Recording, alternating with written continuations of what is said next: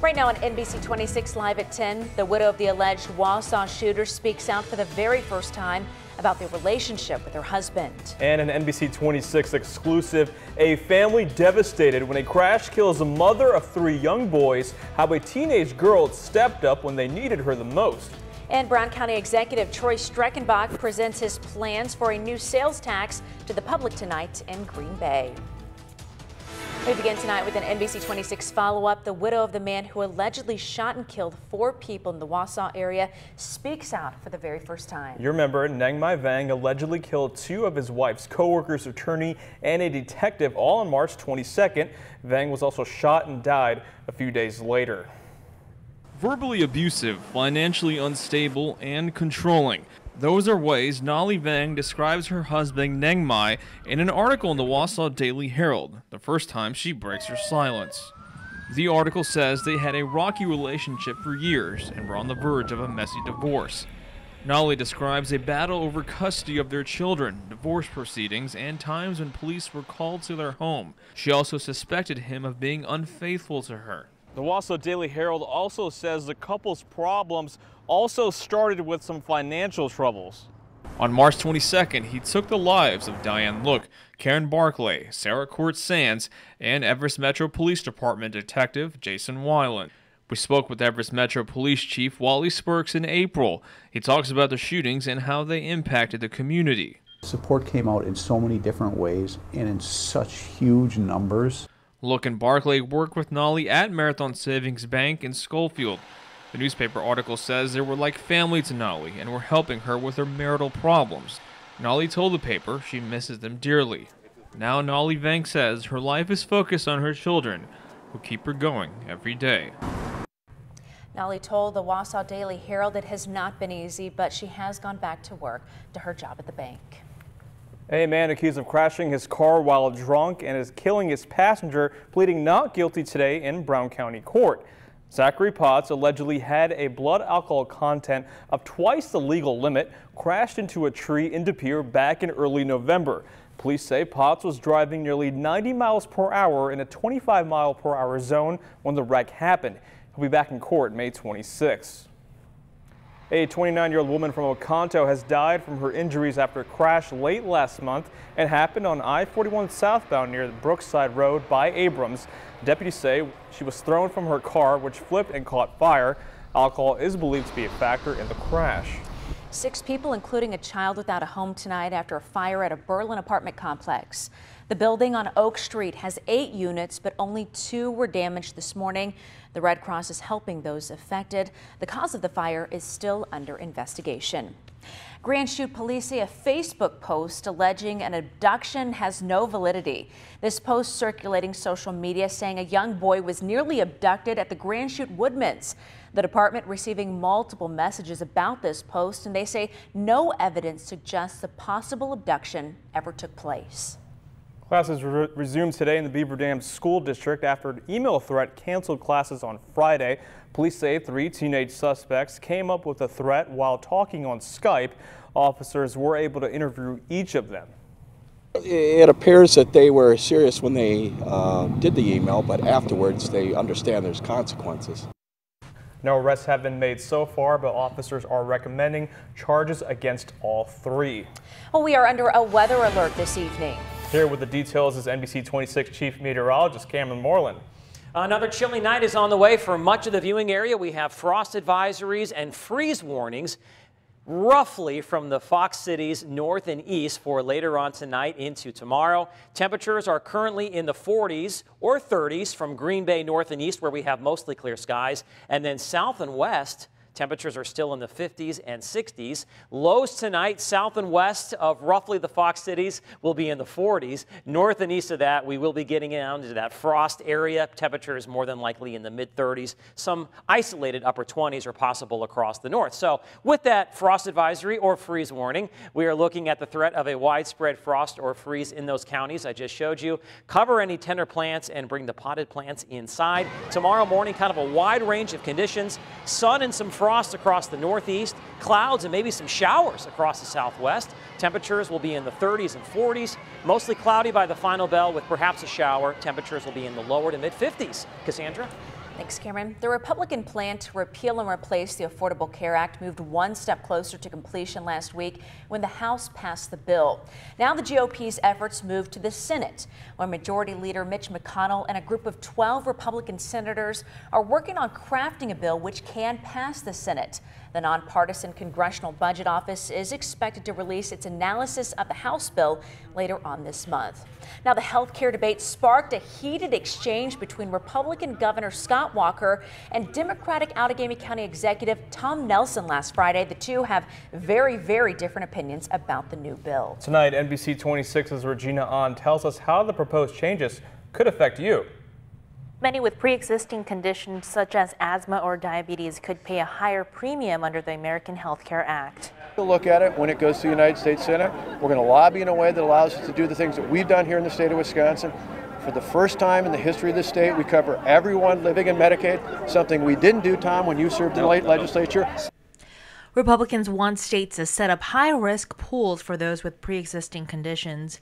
Governor Walker says, quote, it's a given and that everyday citizens will have access to affordable health care. TheaterCare Marketing and Strategy Vice President Jim Matheson says for the vast majority of people in Wisconsin receiving health insurance through their employer, they shouldn't have to worry about paying more for coverage. For those people that currently buy health insurance on the insurance marketplace, the individual marketplace, they did see a huge increase, or in some cases a significant increase in insurance costs. We hope this legislation will help lower the cost. The bill now in the Senate would eliminate tax penalties for those who don't buy coverage. It could cut the Medicaid program for low-income recipients and allow states to impose work requirements for those on Medicaid. Governor Walker tweeted on Friday, quote, Wisconsin will ensure coverage for people with pre-existing conditions. Keeping you connected, Regina Ahn with NBC 26. Now, Governor Walker is making a final push to move state workers to a self-insurance model. Under the new plan, the state would contract with health insurance companies instead of buying insurance from health maintenance organizations. Walker says the plan could generate an additional $60 million for the state to invest all in education.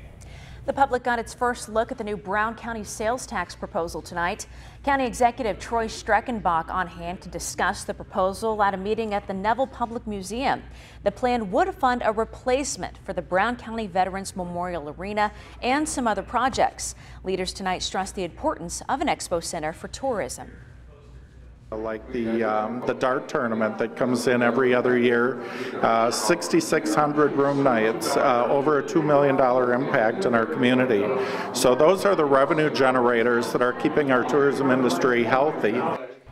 The proposed half-cent sales tax is projected to raise nearly $150 million over 6 years to fund the new projects. Well, it was a great day to be out helping the community, and some of the ladies from NBC 26 took advantage. See why they were swinging hammers very early this morning. And when a local family lost a loving wife and mother in a tragic accident, a young teen stepped up to help. You'll meet her coming up. You're connected to NBC 26 News at 10 with Cassandra Duvall, Chief Meteorologist Cameron Moreland, and Sports Director Charlie Sakaitis. NBC 26 News at 10, keeping you connected.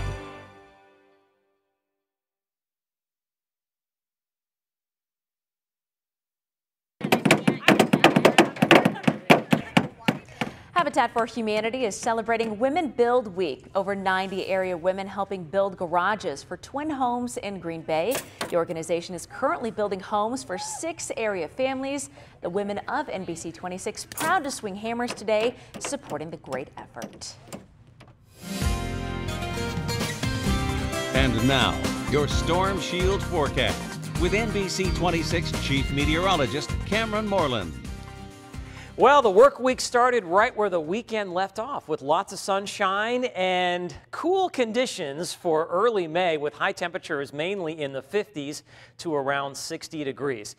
Lots of sunshine, kind of cool, but still a beautiful day. But I know many of you are wondering, are we going to see a big warm up anytime soon?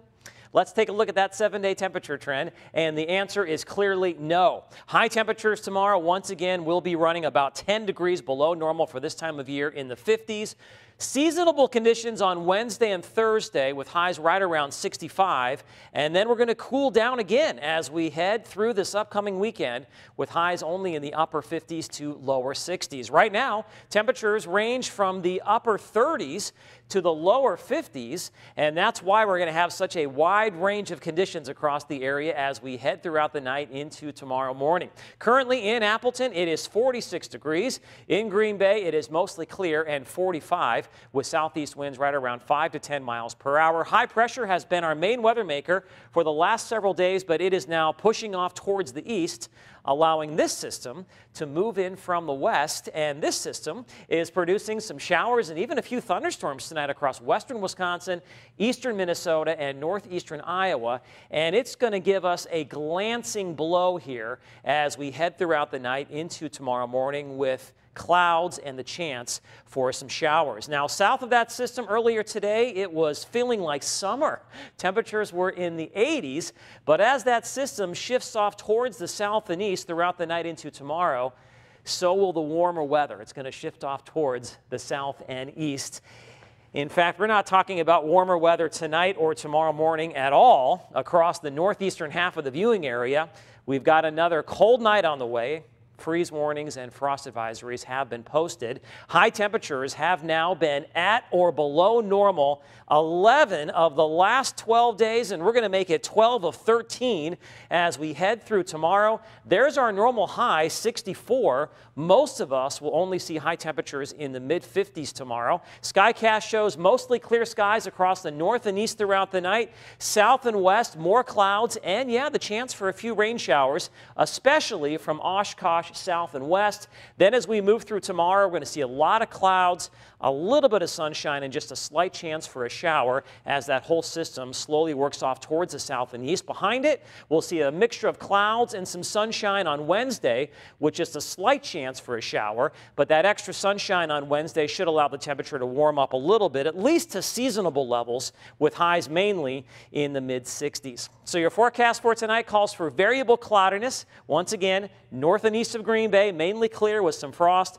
South and west, mainly cloudy with perhaps a few showers later on tonight into tomorrow morning. Obviously, a wide range of low temperatures. Tomorrow, plenty of clouds. A couple of showers are possible, especially across the south and west during the morning. High temperatures tomorrow will be in the 50s. My 3-degree guarantee for tomorrow is 55. If I can hit that high within 3 degrees, we will donate $100 to the community pantry of Pulaski, and we did that today. I forecast 59, and the actual high temperature was 58 degrees. On Wednesday, clouds mixing with some sunshine, a slight chance for a shower. Highs will be in the mid-60s. The same goes for Thursday and Friday, and also Saturday, Sunday, and Monday as well. All in all, the weather is going to be quiet. Significant rain is not in the forecast, but several little weak systems will move through from time to time, giving us that chance for a couple of showers or a sprinkle. And overall, over the next 7 days, temperatures will remain at or below normal for this time of year. Well, we are looking forward to some warmer temps, right, Mo? Oh, definitely am. All righty. Now, we had 70s back in April. I think we want a little more of that. I like the 70s in February we had. Those are what I want. February we had some 70s. Bring those back. Well, Mother's Day is just around the corner, and NBC 26 is teaming up with ShopGo for their Mother's Day giveaway on Friday, May 12th. Cameron's Weather Roadshow will be outside ShopCo at Bay Park Square Mall, revealing the winners live during our newscast. So sign up in the store, no purchase necessary. For every entry, ShopCo will also be donating 55 cents to the Breast Cancer Family Foundation to celebrate ShopCo's 55-year anniversary right here in Green Bay. Well, coming up after the break, you'll meet an amazing teen.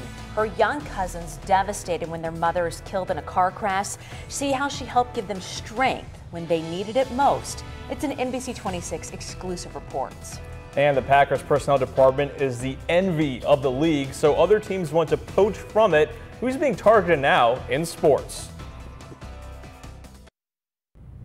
It's an NBC 26 exclusive report. It's been 1 month since a mother of 3 was killed in a crash in Brown County.